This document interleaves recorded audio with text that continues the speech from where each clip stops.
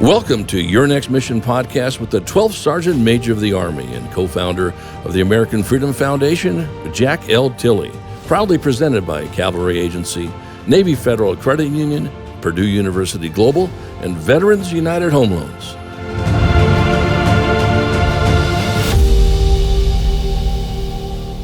Good day out there, veterans and families, and welcome to Season 2 of Your Next Mission, a program initiative of the American Freedom Foundation.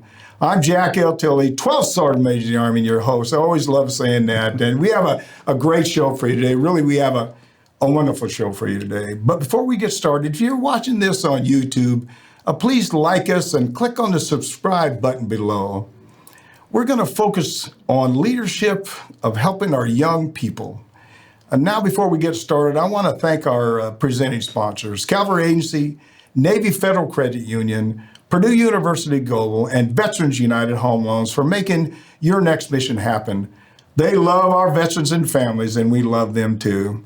As I mentioned, today's theme is about leadership and helping today's young people, and I'm so excited to introduce Mr. Ed Hiner, Navy SEAL, Lieutenant Commander, retired, author, keynote speaker, and owner of the Hiner Group. Welcome, sir. Glad to have you on the show. Thank you for having me. Before we get started, I know the audience is really excited about hearing all the things that you're doing, but can you tell the audience a little bit about yourself? Well, let's see. I spent 20 years in the SEAL teams, as you said. I'm retired. Mustang, by the way. I want to say to everybody out there, I'm a Mustang, means I was prior enlisted, so, I was a baseball player before I joined, and that didn't work out for me. I luckily found a SEAL. He told me what he did. Boom, overnight, that's what I wanted to do. Tell us a little about the SEAL. You said you was moving some furniture or doing something like that before we got on there? I was in Virginia Beach. Me and a friend of mine, one of my teammates and roommates, were down there with his father on the ground. It was Saturday morning. We were, been out all night. And drink? No, never mind. No, we got anything to drink. But his dad ran the storage unit, and he was retired and had a little house on the storage unit. And we were on the floor sleeping, and he wakes us up. His dad had a huge heart, and it's like there was a lady that had 3 little kids. Her husband's on some ship out somewhere. I forget what she said. And she had been evicted, and she needed to get out. So my friend Tom and I got boxes, went to her house, got a truck, went to her house, started packing up her house. First moved back to the storage unit. The guy that was there was right beside me, was a big kind of buffed up guy, and I started talking to him. He's like, I'm in the Navy. And I'm on leave, so I'll help you guys out. He ended up being a SEAL. So after we moved this lady's furniture for about 24 hours, I ended up hitchhiking back to Richmond. That's how I got around back then. Yeah. Hitchhiked back to Richmond and went to recruiter's office. It's funny how things like that happen. I have a little different story, but life sort of pushes you in different directions. The Hiner Group focuses a lot of different things, but the things that you stood out, and for me, the work you're doing with the young youth. Can you tell us a little bit about that? Yeah, a partner of mine, Charles Parisi, and I, who met about 5 years ago, we started an organization also called a program called SEALpreneurship. Yeah. SEAL with entrepreneur, it's more intrapreneur, how to own thyself, right? And we call it the Ph.D. in me. And we started working with foster youth, juveniles, hard hit parts of our community, kids of color, and we start teaching them mindset. And from the very ground up, we start with 23 evolutions. And in the Navy, in the SEAL teams, I don't know about the Army, but everything we do, shoot, dive, whatever it is, it's called an evolution. Yeah. Because you're always evolving. It's kind of that growth thought mindset. So we have 23 evolutions. We start off with accountability and kind of move forward into character. And we end up, and all the students actually write their own ethos. It's pretty cool that they they start, this light goes off in their head and they start to transition and go, Like, you can own your own life. No one owns it for you. No one with some certificate on the wall or a white coat owns anything, but you own it. Yeah. A lot of people talk about helping youth. Why'd you get into helping youth? I got to ask that question. I know why, because you told me already, but maybe you'll tell the audience why you started out. Well, it's building my resume for heaven. What I'm doing. I did a good job. God knows I need it. But no, it is kind of that building my resume for heaven thing. I promised myself, and I think everybody promised himself something in combat. Yeah. But to me, all the stuff I'd done in Iraq, Afghanistan, all over, I could live with that. But a lot of the stuff you saw kids suffer, and little kids, their families broken apart, just trauma. And I said, when I get out of here, that's one of the things I'm gonna do with my life, and helping veterans was the other. And I made a promise, and instead of waiting till I got filthy rich, or a lot of people wait until it's too late. You're filthy rich now. Yeah, I'm just filthy rich, But I just said, I just met with my partner Charles, and we just said he was doing that kind of work at the time. I'm all in. So yeah. Yeah, the key to success is helping young kids and developing kids for the future. It is. And that's what we need to do. For me, understanding leadership was the key to success, especially being as a sergeant major of the Army. And you seem to have some of that same kind of sense. Can you talk about the first Fast and Fearless? I think the name of the book is. Can you tell the audience about that? Yeah. Well, the title I didn't name. The publisher named it. It was going to be From the Battlefield to the Boardroom. Oh, is that right? They did a lot of surveys, and instead this title, The First Fast and Fearless, came out.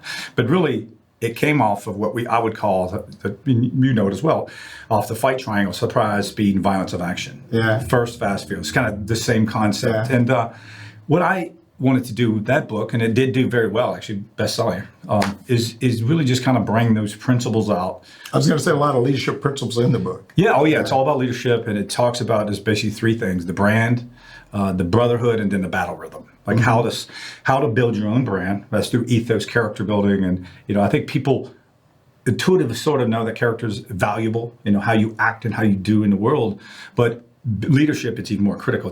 As well as I do. You turn that stress dial up, and people are counting on you for their life. They want to know who you are and that you have, and I call it the mom model in you. Mission first, others second, me last. Mission, others, me. So. That's what our leadership starts with, and then the brotherhood, which we could call sisterhood. There's no name for that except for family, and how to build that teamwork, and then at the end, how to set the right conditions so the people around you can thrive. And you realize, most leaders realize, especially the higher they go, right? The less you actually know about what's going on, and the more you owe. And it's because things happen, and you have to give them the right tools and the right intent, leader's intent, or commander's intent in the military, we call it. I call it leader's intent. Let them understand what success looks like down the road. This is, when you do it well, this is where you're going to end. So, and let them get after it and do it. One of the biggest things though is for your unit trusting you and figuring out how to get all that trust and accomplishing the mission, all of that. Really leading by example. Is those good things for you? Are those things you really focus on? Yeah, I was going to say we have an expression, we didn't coin it, but you can only lead as fast as you can trust, and that means people trusting you. You're trusting down, of course, but obviously people trusting you as a leader. And that if you can't have trust, especially in my old profession, with the spec ops world, where they put a lot of trust in young people and individuals. So if we can't trust you, we can't use you. And I think every company organization about leadership is the same. Same principles, just a different environment. Yeah. If when you talk about leadership and development and stuff, then what's the one thing that you think really is a priority in leadership?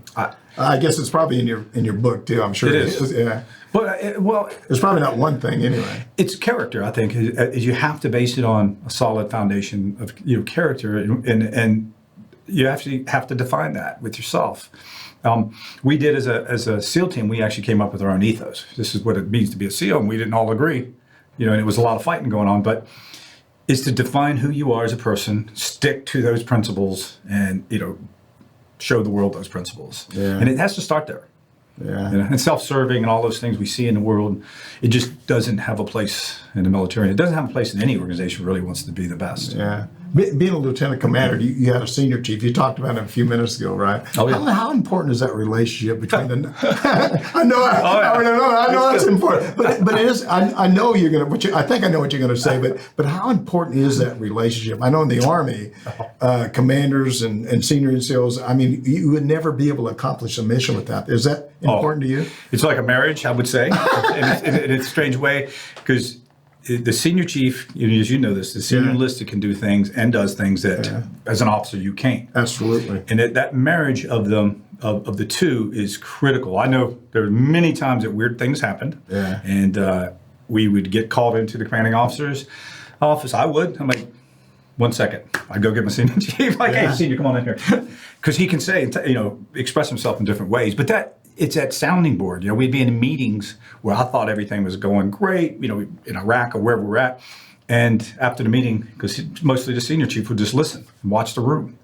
He'd go, no, they ain't buying it. Like, oh, shit. Like, oh. He goes, no, they're not getting it. I'm like, really? Yeah. So my intent wasn't clear to them, or somehow I didn't engage them enough to, so I'm like, okay, let me redo that. Yeah. So it's important. It's hard to explain to people how important it is. Well, it's critical. Yeah, it is critical. It's really hard to explain to people that haven't served in the military.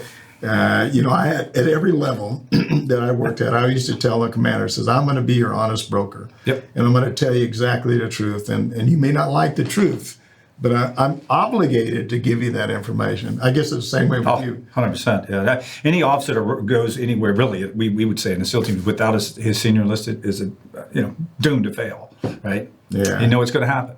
Yeah. And it's important that you get you and your senior enlisted really understand each other very well. Yeah. Did you ever again, this wasn't something I was going to ask you, but you made me think about this now. Did you ever have one you just didn't get along with or anything? No. It was always because they're all really professional, non-commissioned officers that do just a tremendous job. You know, 86% of the force is enlisted. A lot of people just don't know that. So that's unbelievable. What do you think? Most people can think of officers when they think of the military, which is not. The military, the backbone, the spine, the frame of everything in the military is senior enlisted. Really. Yeah. You was never enlisted, was you? Enlisted, yes, I was. Well, you was? 5 years, Mustang. Oh, was that right? Okay. Oh, yeah. So make sure I drop that every time I go on the run. Like, hey. So what made you go to the other side? That's a good question. That's a good question. Yeah. No, you know, I'd set a goal when I was coming out of college, you know, and I'd set that goal in my mind. This is what I want to do. This is where I'm going to go. And if I look back honestly, if I would have known 9/11 was going to happen, I probably would have stayed enlisted, to be honest with you. I think I'd have been more effective with longevity as a senior enlisted. Yeah. You know, a long time ago, I was I think it was a sergeant first class, and I wanted to go warrant. And the only reason I wanted to go warrant was for one reason, that was money. Yeah. Because the money on the list, it's a lot better now. That's for doggone sure. But it was really a big problem then. But it's working now. But you're really right. I remember when I used to testify in front of Congress, they'd really. Just throw that out there. Well, they just don't have I was just hanging with the president. I've met like 4 presidents. I know. But when I used to testify in front of Congress, I used to watch the chief. I had General Shinseki was the chief then, and they would sort of rake them through the coals. When you had the enlisted guy got there, they wouldn't say much to him. And it's nice because they didn't. They knew that we knew more about what they was talking about than they did. They did. Right. There's a different level of respect. Most people don't understand that. You know, even with us and the SEAL teams, everybody thinks officer world, but we see ourselves as stewards, as servants, really, in some sense. Like beginning training all the way to the end, you eat in the back of the line. Yeah. And if the food runs out, you don't eat, and you don't complain. You just shut up and take it. So it's kind of that concept of. But people on the outside don't know that. They think, well, here's the officer, he gets this privilege, and it's not like that at all. You said servant a minute ago. You know what the word sergeant means in servant? I mean, servant leadership. It means to serve the people above you and below you. And that's why it's hard sometimes to be a good non-commissioned officer. You just can't forget about this stuff. Yeah, true. We're talking with former Navy SEAL and owner of the Hiner Group, Mr. Ed Hiner. And you've been enjoying your next mission with your host, Jack L. Tilley, 12th Sergeant Major of the Army. I always love saying that. And don't forget, if you're enjoying this discussion, please like us and click on the subscribe button below. And sir, to continue the discussion, in addition with working with youth, you also have developed an educational program with students. Can you talk about that a little bit? Yeah. Well, it is a SEALpreneurship program, and we also have many other programs, including at small modules that we teach. We teach, if schools have time for a 2-week program, which was we initially cut our teeth at San Pasqual Academy, which is a foster youth high school, incredible place. All kids live on campus. And they go to school there. We had a long course with them. It was a wonderful course. The kids loved it. Teachers loved it. Everyone loved it. That's if people don't have enough time for that. Now we can do an hour Zoom. We can do 2 days, 3 days, whatever it is. We customize it. But we teach different principles, and it's always the ownership itself. It's always how to, we have a victim society. People love being the victims, right? They love attaching themselves to being this victim person. And it might feel good. but it won't do good. And to understand, being accountable and understand that you own your own destiny. I mean, yeah, things happen. You get that, what I call a raw deal, right? The random ass whipping. Excuse my language, but no. So, that does happen. But people that understand these principles and understand self-ownership, that they'll just reset from that point, right? I mean, bad things happen. Okay, got it. Yeah. Then move on instead of dwelling on it for life. Yeah. Yeah. One of the things that my wife always gets on me about, I look at the positive things in life, and I try to think positive versus negative. And I think you're right. A lot of people say, woe is me, I don't get a fair deal at anything, nothing's going right, and just, I'm going to give up. Yeah. Do you run into a lot of young youth that just say, hey, I just can't do it anymore? Yeah. And they just want to, I don't know, they just need help, need direction, I guess it is. Well, a lot of the ones we work with don't have parents. So they don't have parents? They're the foster kids? Yeah. Yeah. So there you can see a lot of problems there. And even society and all the things that are being, with the kids of color, we work with a lot of kids with, of color, black kids, Asian kids, Hispanic kids. And, I think society... Is there different issues in each group? Not really. No, it's all the same. I think it's pretty much the same. Yeah. For the most part. But society... I think does want to make people victims. It's almost like a veteran. I'll be honest with you. I've had so many people, since coming back from combat and war, like, oh, poor you and poor you. I'm like, no, it's not poor me. I went on voluntarily. I went after it. Yep, I accepted my fate, like all of us did. So it's not a poor me thing. And it's these kids be like, hey, it's not a poor you. The society will tell you that you're a victim, and that will hold you down. That'll create belief systems in you that you don't control your fate. And if that happens, someone else controls it. Mm-hmm. And they start to click. These kids start to click. They start to understand that. I'm like, yeah, you can control your own destiny. Obviously, there's bad things that happen, but the first 15 years may have been taken from you, we tell them, but the next 70 or 80, you own it. Is the average age about 10 or 15 or 12? What's the average age? We work mostly with high school kids. So ninth grade, 14, 15, on to 18. Yeah. And then, we work in a program with Lennar Construction, the largest construction in the United States. And they built some houses. I live in Florida. They built some houses. Well, don't complain. Because I'm working with them. Okay, go ahead. But I don't work with them. You don't hammer nails or anything.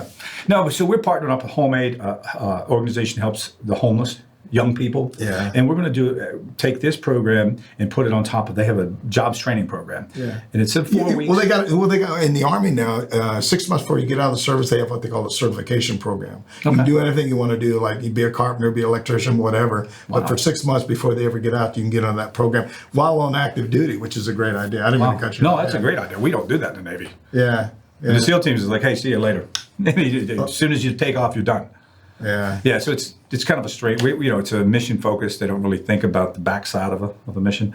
But these kids, we're working with Homemade and Lennar, and we're going to do 2-week course out of 4 weeks. We're going to do 2 weeks mental toughness, train the mind, and then they're going to do some construction skills, tools, understanding, and then they're going to get job interviews and get employed. Oh man, that's a great idea. Get them off on the right foot. Get them. They're going to pay them well. Give them a fresh start in life, and hopefully they can make something in their life and enjoy it. Yeah, one of the things you make me think about a lot of things, but one of the things that I always talk to people about is a circle of life. You ever heard about that? Yeah. About you stand in a circle, and unfortunately, some people in our life stand in a circle and they never move, and they just keep running around in that circle. But the people like yourself, and maybe me in a little part of it, but step into another circle in life, and you keep it advancing in life. You keep learning about stuff. You keep building and getting better and better, hopefully, and helping more people. That's what. Well, I think the military teaches that too. Well, right? They take you out of your comfort zone real quick. Well, yeah, they force you out of your comfort. Yeah. When I got to tell you why I came into service. When I came into service, I was a troubled youth. I think I told you I spent about 9 months in the reform school. I wasn't a good kid, but I got out, I went back to school, and then there's nothing you could do to get me to step out of line. That's right. And I tried to be, I don't blame anything on my parents or anything. It was really me, because at that point of life, I don't know, I guess people go through what I call their dumb years. Where they're not listening. Especially boys, right? Well, but I think now it's boys and girls. Yeah, it's both of them. But I was going through my dumb years, and I just did a lot of crazy things. And but when I came back out of there, you could not get me to violate a rule or anything. And then I graduated, and I remember I was sitting on a beach, and somebody said, "I'm surprised I graduated," to tell you the truth. But I was sitting on the beach, and And a guy says, hey, do you want to go to college? I want you to listen to this. You want to go to college? And I says, guys like me don't go to college. Low self-esteem, nothing's going right, no direction. And then the next guy says, hey, you want to join the military? And I said, sure, okay. Why not? There's only this thing called Vietnam going on. Well, I didn't know about that. I didn't read no paper. I didn't hear anything. And he says, yeah, you want to join, instead you want to join the Army? I said, sure, okay. And then when I went down to join the service, he said, what do you want to do? I said, I don't know, what do you want me to do? You know, so they signed me airborne unassigned. So then, like I said, just any MOS is open there. So it really turned out good for me. So yeah, apparently. Apparently. Well, you know, I believe in faith. I believe in God. I believe if you look at the positive things in life, and you said it already, don't dwell on the negative. And look and surround you. I'm sure you do this. You surround yourself with people that you trust and have confidence in, and you know they want to accomplish the mission. That's, I think, you know, I've been lucky, and like I said, in life to be around a lot of great people. So same here. Yeah, I just you can only get better. One last question before we take a small break here in a minute. You ever wish you'd stayed a little longer in the Navy? No. How come? I was done.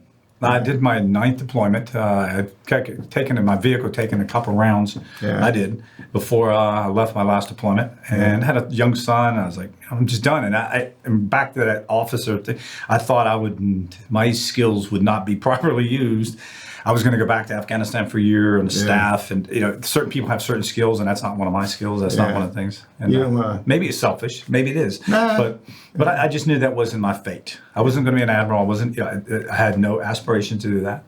I did, you know, what I did, and I was happy to leave. Did the military make you grow up? Oh, yeah, they did. Definitely from a young age. Like I had some trouble with the law, just a little bit. You don't have to tell anybody. Not convicted. Somebody asked me one time, he says, do you ever get an Article 15? I said, no. He says, why? I said, never got caught. No.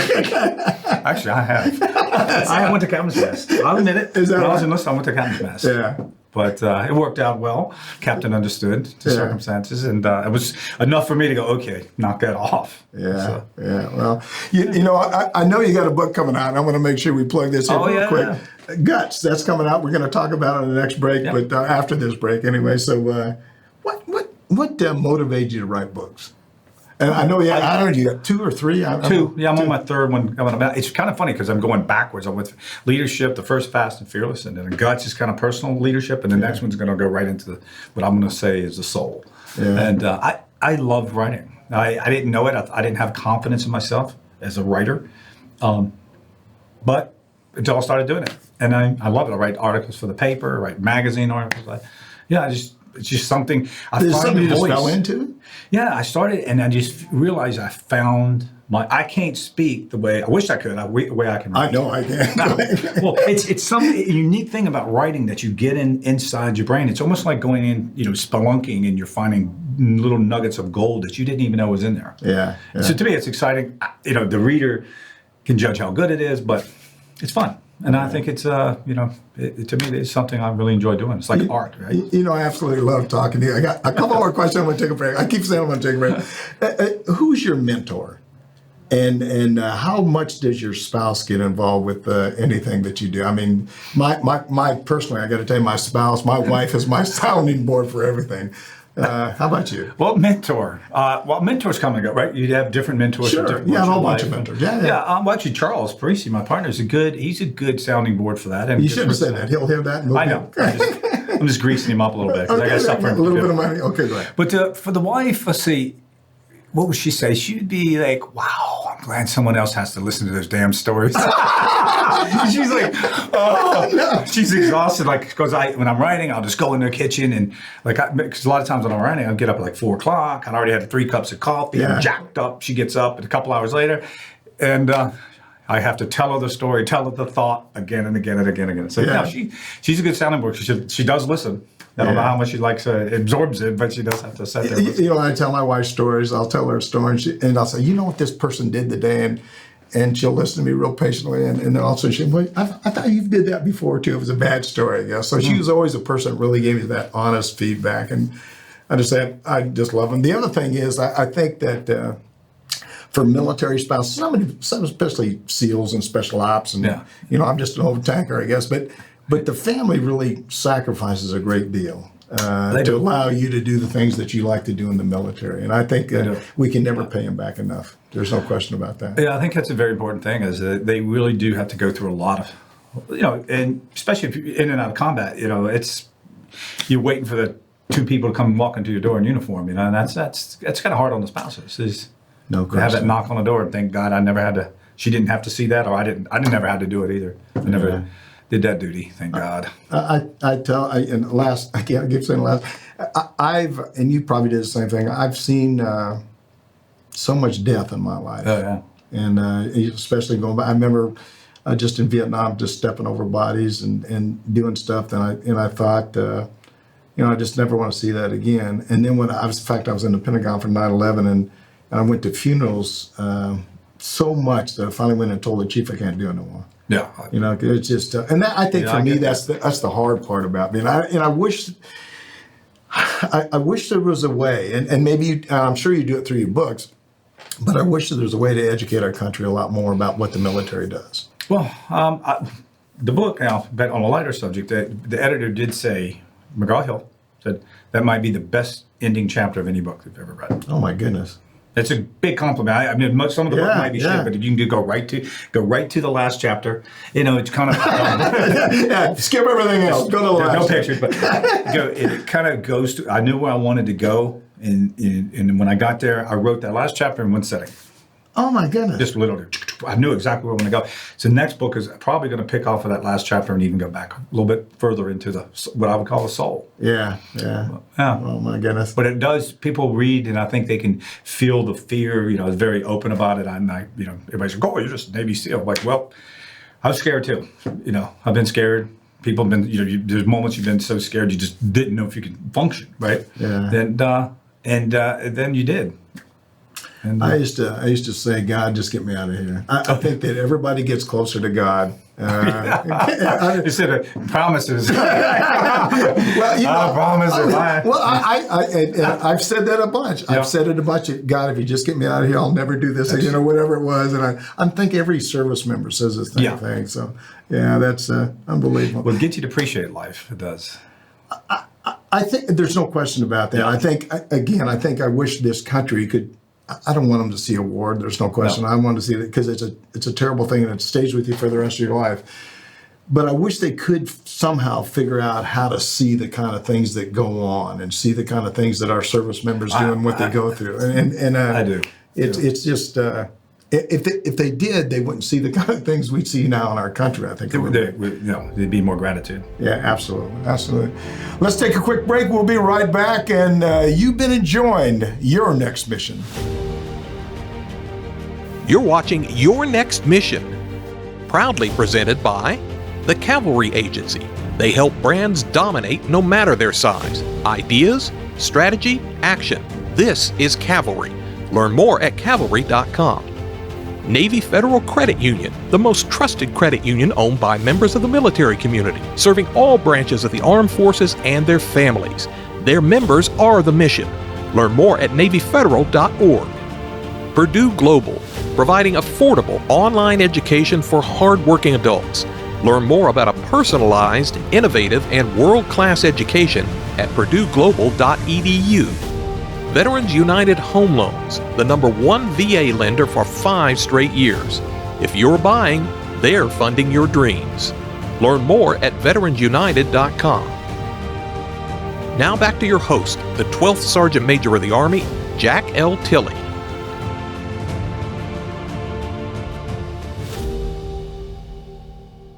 Welcome back.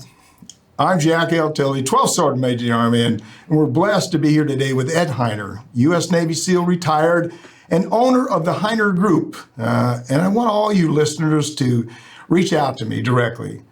Tell us about your transition out of the military. Tell us what you'd like us to cover on this show. It's not about me. It's not about anybody. It's about how do we help our veterans and families. You can call me or text me at 844-424-1134, and I'll reach out to you. I'll actually text you back or call you back. Or you can send me an email at smatilley@yournextmission.org. Okay, let's pick it up where we left off. And sir, we're really heading into a final segment with you today, and I hope you've enjoyed it as much as I have. And I just have a couple more questions, unless you have. I noticed you've been pumping your arms up a little bit. I've been but thanks for asking.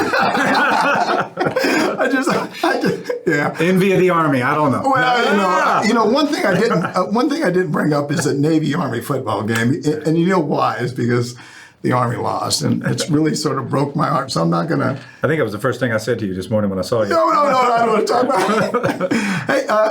Hey, we talked about it before, but your book G.U.T.S, it's about leadership, and it's released here. Really dives into the foundation principles of wellness overall, so performance, success, and happiness. What was your motivation for writing this book?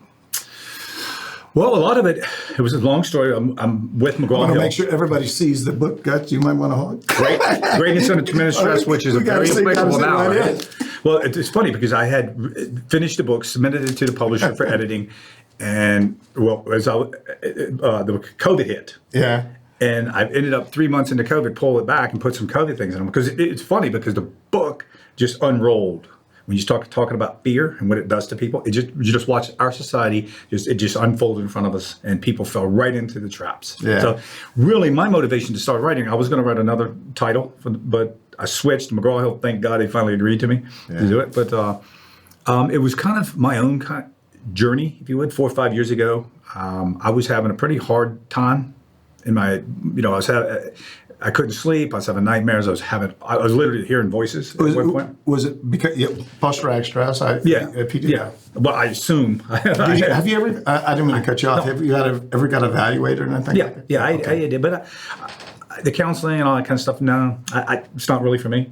But I started having these issues, and it just kept getting worse and worse and worse. And then you hit the bottle and do all kinds of stupid stuff. And I knew once my wife knew, and I knew, once I heard voices at night, I was getting paranoid that, okay, something's weird here. So this is kind of, I went back to doing what I've always done. I said, okay, when I was in the SEAL teams, I was happy, I was thriving, even though it's stressful, because most people can't even believe that you have fun and enjoy something, even though it could end your life, soon. So I just dissected what I'd done and all the stuff I learned, because one of the last jobs I did before I retired was the training officer, basic and advanced. So I was there to really look at what we do and dissect it and see what's important, what's not important, because our training pipeline was 2.5 years before our first deployment. It's long. It's people get injuries. Are you trained to 3 different skills? I can't remember what that. Guys used to tell me weapons, communications, or whatever. Well.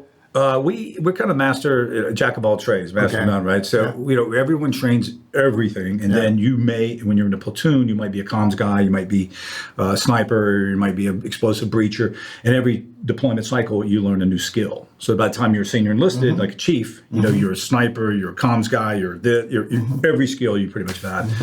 So I always had a hard time just doing one. One's enough, right? But we small units, so we have to have a lot of transferable skills across each thing. Yeah. So I went back and dissected what we had done and what had made me happy. I mean, just simple things about being outside or fitness or diet, how you eat, how you sleep. Be deliberate about sleeping. Yeah. It sounds crazy until you can't sleep. No, it's not crazy. I was deployed to Bosnia, and we went in there. After they signed a date and peace agreement, we rolled in there, and I mean for about 2 weeks.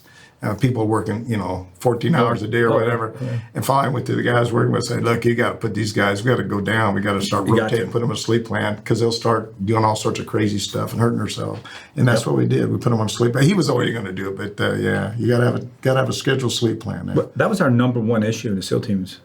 When I was at training and readiness, readiness is everything else, right? Yeah. Anything that we didn't cover in this training and readiness training, you create training readiness. And the number one thing our doctor noticed was it was sleep. It wasn't PTS and all that kind of stuff. Mm-hmm. Necessarily guys were adjusting well. It's these guys would go psychotic when they couldn't sleep for 3 or 4 days. So every deployment I would come off, I'd come back, because I had a big bottle of Ambien sitting beside my bed. Then it wasn't a narcotic. Nobody cared. It was just, here's a bottle. So when you come off a mission or whatever, you'd eat a bunch of them, sleep for 4 hours, and come back. So I went back to all those things, not the pills, but but just staying deliberate about sleeping and how you treat yourself, how you self-talk, how you surround yourself, who you surround yourself with, and So far, the books are resonating really well. I've had a lot of people respond, you saved my life, you did this, you did that. I'm like, thanks. How important is the little things? I used to tell people when I was on active duty, it's the basic fundamentals that keep you alive in life. Basic rifle marksmanship, first aid, just the basic stuff. Did you ever focus a lot on basic fundamentals? Yeah, it's all basic. Yeah. Because you'll never, what is it, the Chinese proverb, you never trip over a mountain, but you'll stumble over a molehill. And it's that little thing that gets you, in combat, to get you killed. Absolutely. Jumping, diving, any of those things, attention to detail is critical. Because that one little piece, yeah, that's what gets you. And we cover a lot of that in the book. How to focus, how to train your focus. Yeah. Because with the kids in the modern world, you got phones and everything stealing your focus constantly. Mm-hmm. And how do you regain that focus so you can actually do something of value? Yeah, I used to do a lot of battle drills. Do you do battle drills, Tom? So everybody, all the services do a battle drill. Everybody functions the same way, does the same thing every time. So what the guy on your right or left are doing. You do a lot of that stuff, yeah. Oh, immediate action drills. We do all of thousands and thousands. Remember, I'm a tanker. That's true. That's true. But you got big tank. We got big stuff. I do have a claim to fame. I did call him, what do you call it, the heat round? Yeah. Point blank into a building one time. Oh, is that right? Yep. Bunch of bad guys, and trying to breach that door was impossible, and tank did. Yeah, I got to tell you a funny story. This is Vietnam, and we was down in Saigon, actually fighting in Saigon. I was on a tank, and I was a tank driver, and they had a sniper up there that was shooting at people, and they called for a couple tanks. So we're a cav unit, so we're rolling down through this narrow street in Saigon, just big enough to get that, it was a little bit wider for the tank, but just hardly get through this. So it opened up, and then there were some cars there, American cars. And I stopped, and the tank commander says, "Hey, look, Tilley, what are you doing?" I said, "Well, there's a freaking car." I said, "You don't want me to run over it?" I told him, no, that's what he said. He said, "Don't stop, dumbass, move out." And I ran over this car, and then people started running out to get him. So I just, I love. You don't mess with a tank or a sniper. Well, they are a sniper. The other thing is, inside that tank, they had, you talk about a heat round, we had a canister round. And that canister round had 1,255 not flechettes, that's in a beehive, but it had the ball bearings. And a little sort of flat on each side. There's 12, and when it comes out, it just spreads out and wipes everything out. We fired those all the time. We got caught with something. I don't want to tell you when we're talking here, but it did some quite damage there to a lot of people. So that's for sure. But that's better to give than receive. I'm with you. Well, the one thing about it, again, I keep going back to this. I wish people would can understand more about what we do on a daily basis. Not just we're always going to have little rivalries with the Navy and the Army and our stuff, but I guarantee you we're all together as a team. Yeah. We don't function by ourselves. We work and we fight together, and nobody's more important than the other. Now, again, when it comes to the Army-Navy football game, that's a little bit different. but it's about all the stuff you talk about. I'm sure in the guts, it's about teamwork. Yep. It's about leadership. It's about development, leading by example, basic fundamental stuff. So it's important sometimes to refresh your memory about that stuff. Yeah. But the one thing I think is really important to us about relationships. Mm-hmm. It's about talking to people and getting the trust and confidence in people. So I can't wait to read your book. So hopefully, well, never mind. It's good. I heard it now. I'm sure it is. If it's not good, don't let me know. I tell that people all the time. Sir, what 3 things did you take away from the Navy, a Navy SEAL? What's the 3 things that you probably really want to share with the audience that you think are important for the audience to know? I know we talked about a lot of stuff and all that's important, but is there 3 things you really think are more important than anything else? One, I think what people can, and I think employers understand this too when they get a person come from the military, is what I call team ability. You get guys from all walks of life. Like I know there was the race car, these things are going on in society now, not in the military. You're all equally worthless, right? That's the expression. But you get people from all walks of life and you develop, I call team ability. Can you listen, take orders, and participate, sacrifice for someone else? Yeah. And that becomes a way of life. And it's really strange when you get outside and it's not there. No. A bunch of individuals moving separately have their own agendas, and you're like, wow, it's a strange world. Yeah. So team ability, I think, is you get a veteran that's been in for a while or understands that and did well. They're going to understand how to get on the team, because it's hard for people sometimes to drop their own opinion. Yeah. Like when you get in a room and you got to come up with a plan, and you got a plan.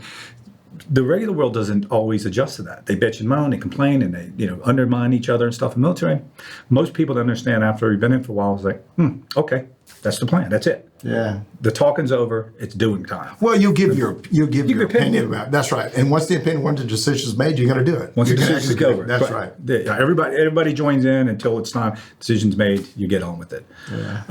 That, and it sounds strange, but I would say when I first joined, it wasn't necessarily patriotism.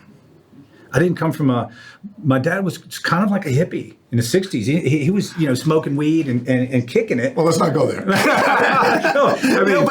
I understand. I came from that era. Yeah. Yeah. So it was no overwhelming sense of patriotism in my family or anything. Yeah.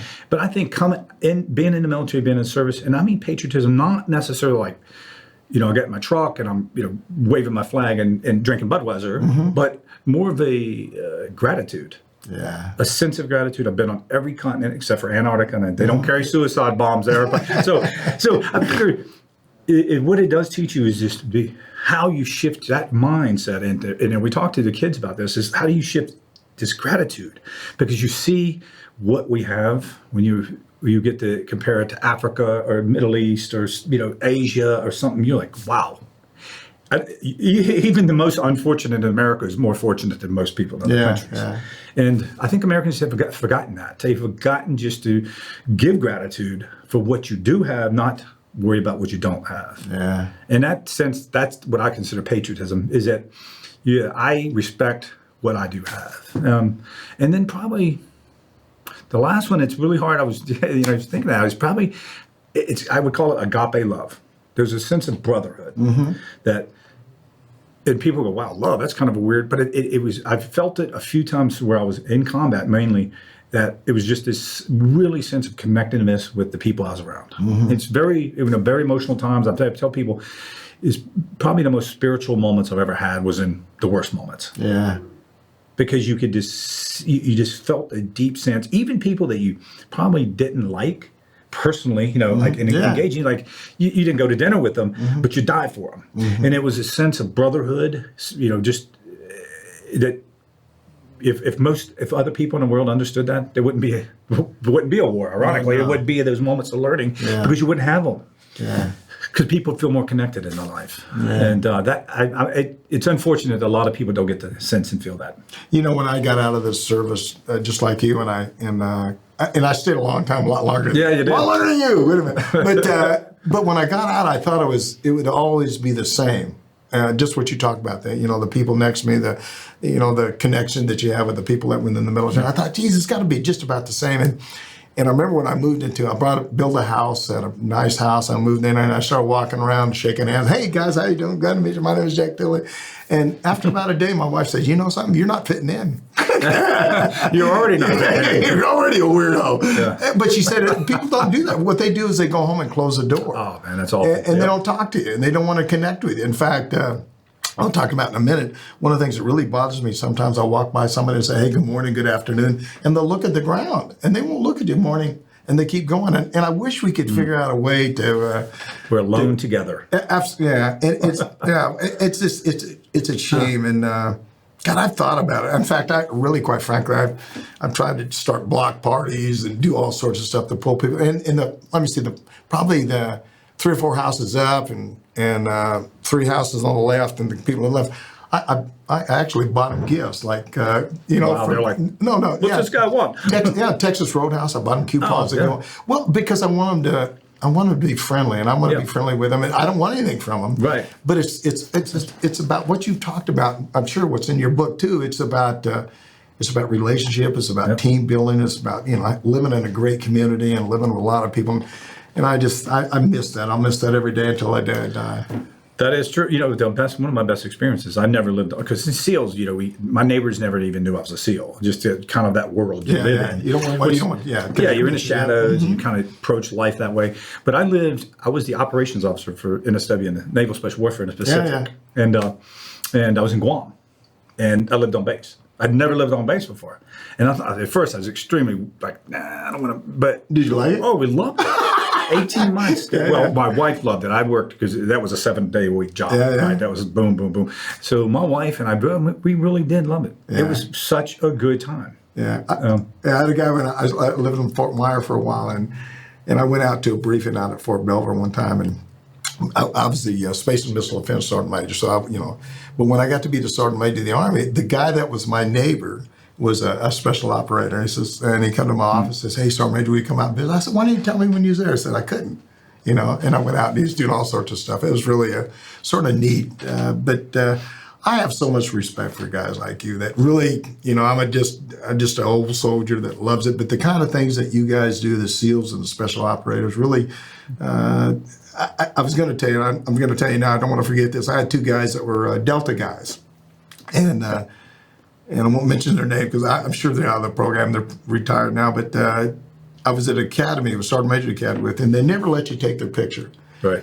And so we graduated, and one of the guys, in fact, his first name was Jack too. He says, I said, "Well, Jack, hope I see you around." He said, "Well, if you ever see me, don't talk to me." I said, and I looked at him. I said, I said something like real smart to him. I don't care. I don't want to talk to you anyway. He said, "No, let me explain." And he told me, he says, "I could be working." I said, "I got you. I understand. I appreciate you telling me that." So when I'm in Korea during the Olympics, I'm stationed in Korea, and I'm down there looking at stuff, and I see him, and I don't say anything to him. And a few minutes later, he moved up next to me and said, "Hey, are you working?" I said, "Yeah." I said, "Okay." It was really sort of funny. So I It's going to move away to him. It might be a sniper on it. Like, oh, don't get near him. Well, I had one last story before I get out of here. I was at Normandy one time when the president was there, and I had a unit. I was in the 1st Armored Division. I had a bunch of soldiers down there marching and doing stuff. And I'm standing there watching the president talking. This guy comes up and taps me on the shoulder. He said, "Would you move?" And I said, I'm in the division sergeant. I said, "Hey, what? I'm not going to move." He says, "You're in the sight of a sniper." I'm moving. I said, "Not a problem. Let me shift you." I got out of the way. Yeah. So, it's funny. I was going to make a Normandy joke. Oh, was that back in the invasion when you were there? Well, it could have I was going to make an age joke there. Oh, wait a minute. That's all right. I think it's time to cut this off. Okay. And you said 12th Sergeant Major of the Army. Yeah. That means you're a new guy to 11 other people. They can call you, "Hey, new guy." In fact, I always tell the guys, the new guys are getting out now. I tell them I got to carry my bags. You guys are. In fact, I talked to the 16th Sergeant Major. There's only been 16 here in history. I didn't know that until I talked to you. That's amazing. Yeah. It's usually a 4-year tour, and it's the Sergeant Major of the Army testifies in Congress. But I traveled. I may have told you this. I traveled about 800,000 miles when I was there. But we really get out, talk to soldiers and family members, see what's going on, break that information back, and try to do what we can to. But during my tenure, we worked on medical care. We got pay raises. Got great pay raises. Good. That's right. Thank you. Well, I tell people all the time I wasn't working on your pay. I was trying to fix mine. That's right. Hey, but you get it. You get it too. I can't tell you how much fun it is talking to the people that are listening today. I hope you get this book, Guts. Here's a guy that risked his life in protection of our country. Don't forget that. It's important for us to teach each other about life, teach each other about leadership and development and all that stuff. And, you can read a book and understand it, but here's a guy that, lives by that creed. So you ought to get the book and read it. I'm sure you'll enjoy it. And I appreciate that. And so, sir, any final thoughts, anything you want to share with the audience? I know I probably took you off kilter there a little bit. It's all right. No, anything that you want to share that maybe we didn't cover? No, no. I think just more people get out there and do something for someone else. Others focus is what I would call it. Yeah. It's a path to happiness. It's also what the world needs. We have enough self-serving. Look at, no matter what political party people affiliate with, it's a lot of self-serving. And I think this country is better than that. And I think just if people look and serve other people, serve something higher than themselves, and they'll get the satisfaction from it. So, yeah, we live in a great country. We do. And I think, and you've said it a bunch of times today, I think some people, it's all about me. It's, one of the, I got a lot of great advice, I think, at probably every level I ever worked at. But one of the things I got when I got to be Sergeant Major of the Army, I had a friend of mine call me. He says, "Hey, look," he said, "Can I tell you something? Give you some recommendations." I said, "Sure." A good friend. And he says, "The things that made you successful now don't change them, because that's why people hired you for this job. I said, well, that makes a lot of sense. He said, the other thing is, he said, 50% of the people won't like it. Yeah. You got to come to that realization. That's right. And Yes, 50% of the people will like you. So you can never make a good decision. So when you make a decision, you make what's best for the United States Army, what's best for the Navy. It's not about you. It's about what's right for your service. And that's... and the higher you go, the harder that is. The harder it is. You have to weed through a lot of different things. Well, it's because you don't want to... You see things that sort of eat at you a little bit, and you say, geez, that doesn't sound fair, but look at the answers of the questions first before you ever make a decision, and be careful about what you say. I was in a meeting one time, and the guy says, "Hey, Sergeant Major, what do you think about that?" And I think, and I said, that's a dumbass decision. And the guy says, "We'll take that $10 million and move it over there." I said, wait a minute. That's well, that's what I want him to do. So anyway, well, Good ideas and stuff in meetings also turn into projects. That was one thing when I was in charge. They like, listen, we're going before the admiral, whoever would come in. I'm like, if you come up with a genius idea in this room that I didn't know about, it's your project. Knock it off. Yeah, no, I got a lot of it. Well, thanks to Ed Hiner. I feel bad even calling him Ed. Thanks to the commander. He's what a great guy, and I can't say enough about his book or books. Anything he writes, you ought to read, because here's a guy that has given a lot for our country and still gives a lot for our youth in our country. So, read. Follow him. Do whatever you can to help him, because he's a great Navy SEAL and great person, that's for sure. I'm Jack L. Tilley, 12th Sergeant Major of the Army, and you've been enjoying your next mission. If you haven't been enjoying, you must be dead, because I certainly have been enjoying this. And thank you for being part of Your Next Mission today. Please visit our website at yournextmission.org and leave me a review. Just what the commander said, leave me a good review. If you got a bad one, don't show me, but Keep scrolling. Keep going somewhere else. And you can also visit our partners and they can provide you with so many services that will assist you in your transition from the military. And also visit our corporate partners and see all the jobs that are available for you. It's not just about talking. It's about trying to find employment for you. Please know we want to assist you in any way we can. We want to make sure that we help our veterans and families in any way we can. And please follow me on all my personal social media channels. I never thought I'd ever say this. Facebook, Twitter, Instagram, YouTube, LinkedIn. And if you enjoyed our discussion, please, with Ed Hiner, please click on like us and click on the subscribe button below. It's important for us to pull together as a family and sort of stay together. So don't forget, we want to hear from you. Please leave me a message or send me a text at 844-424-1134, or send me an email at smatilley@yournextmission.org. Thanks again to Ed Hiner for being on with us today. It was great having you on the show today. I appreciate that. Thank you. And I want to leave you with 3 things to remember. Last year I talked a lot about thoughts and ideas, but this year I want to leave with 3 things. We're dedicated in Season 2 to Your Next Mission, to all of those veterans and family members who struggle with mental illness, which so often has led to someone taking their life. In fact, here about 4 weeks ago, I had a good friend of mine that really, quite frankly, walked out of his house, walked down to the woods and committed suicide. Please reach out to someone you haven't spoke to in a long time and just check on them. I always call it a buddy check and see how they're doing. Because we're all family. I'm never going to give any money, but we're all family. The second, I'd like all veterans to be proud of who you are. I mean, you're great role models for this country, and you do a lot of wonderful things. So I'm asking you, and I tried to get the commander to do it, but I'm asking you to wear your hat every Friday. Wear your hat. Show your colors. Show people who you are. And if you wear your hat on a Friday now, take a picture and send it to me or show it to me on social media. I'll put it back here on the screen and let everybody see it. It's important for us to be the bridge in this country to help our fellow Americans out. I want to encourage everyone who is with us today to reach out to your neighbor. Offer a smile or a helping hand. Together, let's try to bridge that divide that really that has affected all of us here lately. We live in a great country. We have a lot of great people that really did so much for us. And so let's smile, be happy, and try to make it a better place each and every day. And again, thanks for being with us today. Thanks to Your Next Mission, and thanks to Cloudcast Media, and of course, our four presenting sponsors, Navy Federal Credit Union, Purdue University Global, Veterans United Home Loans, and Navy Federal Credit Union. We appreciate all you do for our military. See you on the high ground. Hooah!